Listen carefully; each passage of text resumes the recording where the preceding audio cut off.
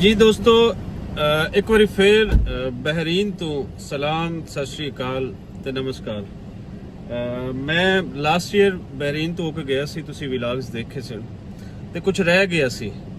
ਮੈਂ ਬਹੁਤ ਸਾਰੀਆਂ ਮੁਹੱਬਤਾਂ ਇੱਥੇ ਛੱਡ ਕੇ ਗਿਆ ਔਰ ਉਹਨਾਂ ਦੇ ਵਿੱਚੋਂ ਸਭ ਤੋਂ ਜ਼ਿਆਦਾ ਜਿਹੜੀ ਪਰਸਨੈਲਿਟੀ ਸੀ ਜਿਨ੍ਹਾਂ ਦੀ ਖਿੱਚ ਮੈਨੂੰ ਪਈ, ਉਹ ਤਾਂ ਪੂਰਾ ਬਹਿਰੀਨ ਇੱਕ ਸਾਈਡ ਤੇ ਇੱਕ ਪਰਸਨੈਲਿਟੀ ਇੱਕ ਸਾਈਡ ਤੇ, ਉਹ ਸੀ ਜੀ ਸੁਖਵਿੰਦਰ ਸਿੰਘ ਬਾਜਵਾ ਹੋਰਾਂ ਦੀ। ਸੋ ਇਹਨਾਂ ਨੇ ਖਿੱਚਿਆ ਔਰ ਮੈਂ ਦੁਬਾਰਾ ਤੋਂ ਬਹਿਰੀਨ ਆ ਕੇ ਪੜ੍ਹਿਆ ਵਾਂ ਤੇ ਜਿਹੜੀਆਂ ਥਾਵਾਂ ਰਹਿ ਗਈਆਂ ਸਨ ਉਹ ਅਸੀਂ ਵੇਖਾਂਗੇ, ਤੁਹਾਨੂੰ ਮੈਂ ਦਿਖਾਵਾਂਗਾ। ਤੁਸੀਂ ਕਮੈਂਟਸ ਕਰਿਓ ਕਿ ਹੋਰ ਇੱਥੇ ਕੀ ਦੇਖਣ ਵਾਲਾ ਹੈ ਜਦੋਂ ਤੁਸੀਂ ਵਲੌਗਸ ਦੇਖਦੇ ਹੋ। ਤੇ ਨਾਲ ਪਿੱਛੇ ਮੁੰਡੇ ਬੈਠੇ ਆ ਆਪਣੇ, ਤਿੰਨ ਇੱਕ ਪੰਜਾਬੀ ਅਸੀਂ ਪਿੱਛੇ ਵੀ ਬਿਠਾਇਆ। ਹਾਂ ਵੀ ਮੁੰਡਿਆ ਦੱਸ, ਤੇਰਾ ਕੀ ਨਾਂ ਹੈ? ਜਸਪ੍ਰੀਤ ਸਿੰਘ। ਜਸਪ੍ਰੀਤ ਸਿੰਘ। ਵਿਚਕਾਰਲੇ ਦੱਸੋ ਜੀ। ਅੱਛਾ ਅੱਛਾ, ਤੇ ਨਾਲ ਕੌਣ ਬੈਠਾ ਹੈ? ਇਹ ਬਾਈ ਟੋਪੀ ਵਾਲਾ ਅੰਜਮ ਗਿੱਲ ਜੀ। ਇਹ ਜੀ ਅੰਜਮ ਗਿੱਲ। ਸੋ ਇਸ ਟਾਈਮ ਗੱਡੀ ਨਿਕਲ ਰਹੀ ਹੈ ਜੀ ਬਹਿਰੀਨ ਦੀਆਂ ਸੜਕਾਂ ਤੇ ਤੁਹਾਨੂੰ ਦਿਖਾਉਂਦੇ ਆ ਬਹਿਰੀਨ।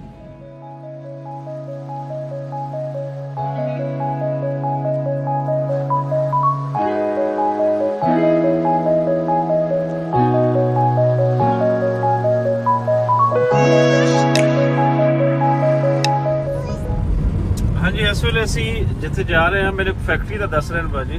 ਸੁਖਵਿੰਦਰ ਸਾਹਿਬ ਦੱਸਿਓ। ਆਇਲ ਰਿਫਾਈਨਰੀ ਹੈ ਇਹ ਜੀ। ਤੇ ਇੱਥੇ ਤੇਲ ਫਿਲਟਰ ਹੁੰਦਾ, ਤੇਲ ਸਾਫ ਹੁੰਦਾ। ਤੇ ਮੋਰਲੇ ਸਾਹਮਣੇ ਪਾਸੇ ਇੱਧਰ ਨੂੰ ਕਰੋ ਤਾਂ ਦਿਖਾ ਲਓ, ਅਲਵਾ ਐਲੂਮੀਨੀਅਮ ਫੈਕਟਰੀ ਆ ਗਈ ਜੀ ਇਸ ਸਾਹਮਣੇ। ਹਾਂਜੀ, ਅੱਛਾ ਅੱਛਾ। ਇਹ ਐਲੂਮੀਨੀਅਮ ਫੈਕਟਰੀ ਆ ਜਿੱਥੇ main source of income for Bahrain, ਸਭ ਤੋਂ ਬੜੀ ਫੈਕਟਰੀ ਆ। ਬਹਿਰੀਨ ਦੀ ਇਕਨੋਮੀ ਦਾ ਮੇਨ ਸੋਰਸ ਤੁਸੀਂ ਕਹਿ ਰਹੇ ਹੋ ਕਿ ਇਹੀ ਫੈਕਟਰੀ? ਡਿਪੈਂਡ ਇੰਡਸਟਰੀਅਲ ਏਰੀਆ ਦੇ ਵਿੱਚ ਇਹ ਸਭ ਤੋਂ ਬੜੀ ਫੈਕਟਰੀ ਆ। ਠੀਕ ਹੈ। ਇੰਡਸਟਰੀਅਲ ਏਰੀਆ ਚ ਰਹੇ ਨਾ ਆਪਾਂ।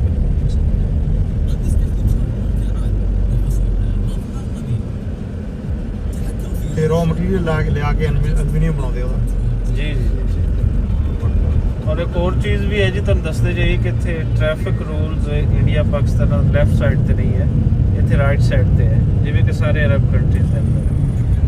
ਸੋ ਇਹ ਲੈਫਟ ਸਾਈਡ ਤੇ ਵੀ ਤੁਹਾਨੂੰ ਉਹਦੀ ਫੈਕਟਰੀ ਸਾਰੀ ਨਜ਼ਰ ਆ ਰਹੀ। ਹਾਂਜੀ, ਮੈਂ ਬਹਿਰੀਨ ਇਸ ਵੇਲੇ ਹੂਰਾ ਇੱਕ ਏਰੀਆ ਹੈ ਉਹਦੇ ਵਿੱਚ ਆ। ਸੋ ਅਸੀਂ ਨਿਕਲੇ ਆ ਤੇ ਇਸ ਤੋਂ ਪਹਿਲੇ ਫਿਊਲ ਲੈਣ ਲੱਗਿਆ ਬਾਜੀ, ਤੇ ਥੋੜਾ ਐਸੇ ਬਹਾਨੇ ਮੈਂ ਇਹਨਾਂ ਤੋਂ ਪੁੱਛ ਲਵਾਂਗਾ ਕਿ ਇੱਥੇ ਪਰ ਲੀਟਰ ਫਿਊਲ ਕੀ ਚੱਲ ਰਹੀ ਹੈ ਬਹਿਰੀਨ ਦੇ ਵਿੱਚ। ਬਾਜੀ ਦੱਸਿਓ। ਭਾਜੀ ਯਾਰ ਤੁਹਾਡੇ ਸਾਹਮਣੇ ਲਿਖਿਆ 91 ਪੈਸੇ ਜੇ ਮੁਮਤਾਜ਼ 95 ਪੈਸੇ ਪਰ ਲੀਟਰ। ਇਹ ਹੁਣ ਤੁਸੀਂ ਫਰਕ ਇੱਕ ਪਿਓਰ ਜਿਹੜਾ ਜ਼ਿਆਦਾ ਪਿਓਰ ਹੈ, ਉਹ ਮਤਲਬ ਉਹ ਮੁਮਤਾਜ਼ ਹੈ, ਜਿਹੜਾ ਜੇਦ ਹੈ ਉਹ ਆਮ ਨਾਰਮਲ ਗੱਡੀਆਂ 'ਚ ਪੈਂਦਾ। ਅੱਛਾ ਅੱਛਾ ਅੱਛਾ। ਤੇ ਇੱਕ ਦਿਰਹਮ ਦੇ ਕਿੰਨੇ ਲੀਟਰ ਆ ਜਾਣਗੇ? ਇੱਕ ਦੇ ਦਿਨਾਰ ਦੇ, ਸੌਰੀ ਦਿਨਾਰ ਦੇ 10 ਲੀਟਰ ਲਾ ਲਓ। 10 ਲੀਟਰ ਜੀ ਇੱਕ ਦਿਨਾਰ ਦੇ। ਸੋ ਤੁਸੀਂ ਇਹ ਲਾ ਲਓ ਕੋਈ 750 ਦਾ ਦਿਨਾਰ ਜੇ ਪਾਕਿਸਤਾਨੀ, ਤੇ ਇੱਥੇ ਪੈਟਰੋਲ ਤੁਹਾਨੂੰ ਫਿਰ ਪੈਗਾ ਕੋਈ 70 ਰੁਪਏ ਲੀਟਰ ਦੇ ਨੇੜੇ ਤੁਹਾਨੂੰ ਉਹ ਪੈ ਰਹੀ ਹੈ ਜੀ।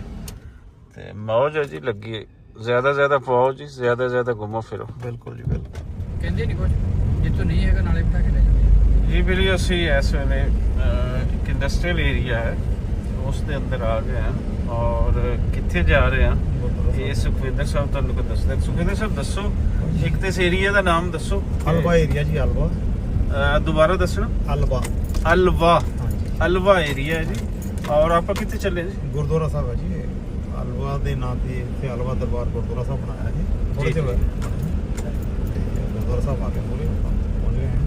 ਮੈਂ ਪਿਛਲੀ ਵਾਰ ਆਇਆ ਸੀ ਤੇ ਅਸੀਂ ਗੋਲਡ ਮਾਰਕੀਟ ਦੇ ਨਾਲ ਤੁਹਾਨੂੰ ਦਿਖਾਇਆ ਸੀ ਮੈਂ ਦਾ ਟੈਂਪਲ, ਤੇ ਇਸ ਵਾਰ ਮੇਰੀ ਕੋਸ਼ਿਸ਼ ਸੀ ਮੈਂ ਕਿ ਅਸੀਂ ਗੁਰੂ ਘਰ ਤੋਂ ਵੀ ਹੋ ਕੇ ਜਾਈਏ ਔਰ ਨਾਲ ਇੱਥੇ ਇੱਕ ਬੜੀ ਤਾਰੀਖੀ ਮਸਜਿਦ ਵੀ ਹੈ, ਤੇ ਉਸ ਦਿਨ ਵੀ ਤੁਹਾਨੂੰ ਕਿਸੇ ਦਿਨ ਲੈ ਕੇ ਚੱਲਾਂਗੇ।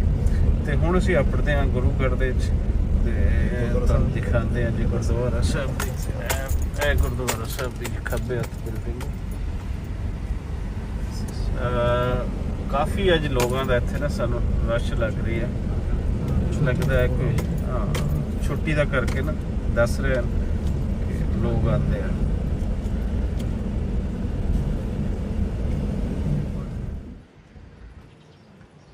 ਹਾਂਜੀ, ਇਹ ਹੈ ਗੁਰਦੁਆਰਾ ਸਾਹਿਬ ਦੀ ਬਿਲਡਿੰਗ ਤੇ ਆ ਗਏ ਤੁਹਾਨੂੰ ਅੰਦਰ ਲੈ ਕੇ ਚੱਲਦੇ ਆ।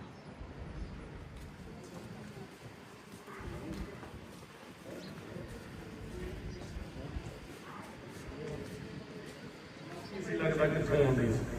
ਥੱਲੇ ਧਰਤੀ ਤੋਂ 2 ਇੰਚ ਉੱਚੀ ਗੋਲੀ ਆਉਂਦੀ ਸੀ, ਇਹ ਪਤਾ ਹੀ ਨਹੀਂ ਸੀ ਲੱਗਦਾ ਕਿੱਥੋਂ ਆਉਂਦੀ ਹੈ।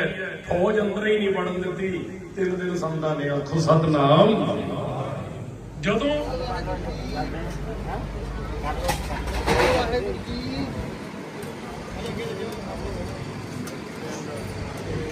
ਲੰਗਰ ਜਿਵੇਂ ਕਿ ਹਰ ਗੁਰੂਗੜ੍ਹ ਦੇ ਅੰਦਰ ਤੁਹਾਨੂੰ ਮਿਲਦਾ ਹੈ, ਸੋ ਇੱਥੇ ਵੀ ਬੜਾ ਖੁੱਲ੍ਹਾ ਪ੍ਰਬੰਧ ਕੀਤਾ ਗਿਆ ਇਸ ਤਰ੍ਹਾਂ।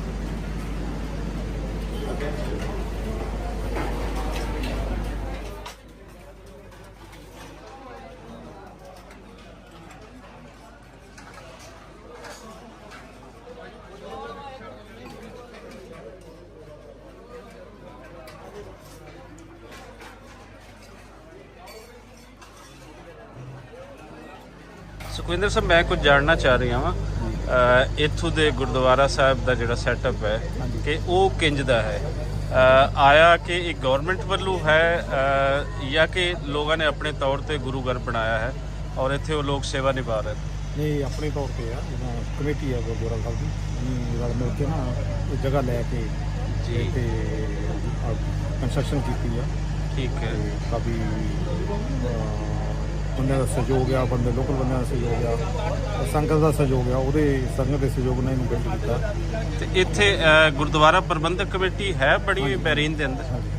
ਤੇ ਕਿੰਨੇ ਗੁਰੂ ਘਰ ਹਨ ਬਹਿਰੀਨ ਦੇ ਅੰਦਰ? ਇਸ ਵੇਲੇ 6 ਦੇ ਕੀ ਹੈਗੇ ਆ? 6 ਦੇ ਕਰੀਬ। ਔਰ ਇੱਥੇ ਕਿੰਨੀ ਹੈ ਆਪਣੀ ਅਗਰ ਲਈ ਜਾਵੇ ਪੰਜਾਬੀ ਸਿੱਖ ਕਮਿਊਨਿਟੀ ਤੇ ਕਿੰਨੀ ਇੱਥੇ ਲੋਕ? ਇੱਕ ਐਵਰੇਜ ਹਜ਼ਾਰਾਂ ਦੇ ਵਿੱਚ? ਲੱਖਾਂ ਦੇ ਵਿੱਚ। ਅੱਛਾ, ਲੱਖਾਂ ਦੇ ਵਿੱਚ ਟੋਟਲ ਕੰਸਟਰਕਸ਼ਨ ਕੰਪਨੀਆਂ ਵਗੈਰਾ, ਆਪਣੇ ਕਾਰੋਬਾਰ ਆ। ਹਾਂ ਹਾਂ। ਬਿਜ਼ਨਸ ਹੀ ਆਪਣੇ ਇੱਥੇ। ਤੇ ਇਹ ਫਿਰ ਲੋਕ ਪਰਚੇਜ਼ ਕਰਦੇ ਆ ਜਿਵੇਂ ਇਹ ਗੁਰੂਗੜ੍ਹ ਦੀ ਥਾਂ? ਨਹੀਂ ਕਰਦੇ, ਲੀਜ਼ ਤੇ ਜਾਂ ਕੰਟਰੈਕਟ ਬੇਸ ਤੇ। ਕਿਤਨੀ ਲੀਜ਼ ਹੈ ਔਰ 10 ਸਾਲ ਸਿਸਟਮ ਕਿਸ ਤਰ੍ਹਾਂ ਦਾ ਹੈ? 20 ਸਾਲ ਆ, ਉਸ ਤੋਂ ਜ਼ਿਆਦਾ ਨਹੀਂ ਹੈਗੀ, ਲੀਜ਼ ਦੇ ਸਿਰ ਤੇ। ਅੱਛਾ ਅੱਛਾ ਅੱਛਾ। ਔਰ ਲੋਕ ਫਿਰ ਜਿਵੇਂ ਸੰਗਤਾਂ ਗੁਰੂ ਘਰ ਨੂੰ ਡੋਨੇਟ ਕਰਦੀਆਂ ਹਨ ਉਸ ਤਰੀਕੇ ਦੇ ਨਾਲ ਫਿਰ ਉਸ ਤਰ੍ਹਾਂ ਹੀ ਚੱਲਦਾ ਰਹਿੰਦਾ। ਸੋ ਇਹ ਗੁਰਦੁਆਰਾ ਸਾਹਿਬ ਦਾ ਕੀ ਨਾਮ ਹੈ ਜਿੱਥੇ ਆਪਾਂ ਖੜੇ ਹਾਂ ਅਲਵਾ ਦੇ ਅੰਦਰ? ਅਲਵਾ, ਇਹ ਜਗ੍ਹਾ ਦਾ ਨਾਮ ਅਲਵਾ ਹੈ, ਉਸ ਤੇ ਲਿਖਿਆ ਅਲਵਾ ਗੁਰੂ ਨਾਨਕ ਦਰਬਾਰ। ਗੁਰੂ ਨਾਨਕ ਦਰਬਾਰ। ਚਲੋ ਜੀ, ਅੱਜ ਤੁਹਾਡੇ ਨਾਲ ਆ ਕੇ ਬੜਾ ਚੰਗਾ ਲੱਗਿਆ ਔਰ ਮੇਰੀ ਖਾਸ ਖਾਹਿਸ਼ ਸੀ ਕਿ ਇੱਥੋਂ ਦੇ ਕਿਸੇ ਵੀ ਗੁਰੂ ਘਰ ਨੂੰ ਵਿਜ਼ਿਟ ਕੀਤਾ ਜਾਵੇ। ਸੋ ਅੱਜ ਲੱਗਿਆ ਇੱਥੋਂ ਦਾ, ਗੱਲਬਾਤ ਸੁਣੀ ਲੋਕਾਂ ਦੀ, ਲੋਕਾਂ ਨੂੰ ਮਿਲੇ ਔਰ ਲੰਗਰ ਛਕਿਆ ਤੇ ਇੰਜ ਹੀ ਲੱਗਦਾ ਹੈ ਕਿ ਜਿਵੇਂ ਪੰਜਾਬ ਦੇ ਅੰਦਰ ਕੋਈ ਗੁਰੂ ਘਰ ਹੈ ਤੇ ਉੱਥੇ ਅਸੀਂ ਆਏ ਹੋਏ। ਥੈਂਕ ਯੂ ਜੀ, ਧੰਨਵਾਦ। ਹਾਂਜੀ ਹਾਂਜੀ ਹਾਂਜੀ। ਇਹ ਵੀਡੀਓ ਹੈ ਜੇ ਬਹਿਰੀਨ ਦੀਆਂ ਸੜਕਾਂ, ਬਹਿਰੀਨ ਦੇ ਰੋਡਸ, ਬਹਿਰੀਨ ਦੇ ਬਿਲਡਿੰਗਸ ਸਾਫ ਸੁਥਰੇ ਤੇ ਪੁਰਸਕੂਨ। ਜਿਹੜਾ ਬੰਦਾ ਲਾਹੌਰ ਦੇ ਅੰਦਰ ਰਹਿੰਦਾ ਹੈ, ਜਿਹੜਾ ਬੰਦਾ ਅੰਮ੍ਰਿਤਸਰ, ਦਿੱਲੀ, ਚੰਡੀਗੜ੍ਹ ਇਹਨਾਂ ਸ਼ਹਿਰਾਂ 'ਚ ਰਹਿੰਦਾ ਹੈ, ਉਹ ਇੱਥੇ ਆ ਕੇ ਟ੍ਰੈਫਿਕ ਨੂੰ ਥੋੜਾ ਵੱਖਰਾ ਫੀਲ ਕਰਦਾ ਹੈ ਕਿਉਂਕਿ ਇੱਥੇ ਉਸ ਤਰ੍ਹਾਂ ਪੂੰ ਪਾਂ ਪੀ ਪਾਂ ਉਹ ਨਹੀਂ ਹੈ ਤੇ ਨਾ ਕੋਈ ਇੱਕ ਦੂਜੇ ਤੇ ਚੜੇ ਹੋਏ। ਸੋ ਉਹਦਾ ਕਾਰਨ ਇੱਥੇ ਹੀ ਹੈ ਕਿ ਇੱਥੇ ਬੇਸ਼ੱਕ ਕੰਟਰੀ ਛੋਟਾ ਹੈ ਲੇਕਿਨ ਇਹਦੀ ਪਾਪੂਲੇਸ਼ਨ ਵੀ ਬੜੇ ਕੰਟਰੋਲ ਦੇ ਅੰਦਰ ਹੈ। ਟੋਟਲ ਕੋਈ 15 ਲੱਖ ਇਸ ਦੀ ਪਾਪੂਲੇਸ਼ਨ ਹੈ ਔਰ ਇਹਨਾਂ ਰੋਡਸ ਦੇ ਅੰਦਰ ਮੋਟਰਸਾਈਕਲ ਵਗੈਰਾ ਉਹ ਸਾਨੂੰ ਉਹ ਨਹੀਂ ਨਜ਼ਰ ਆ।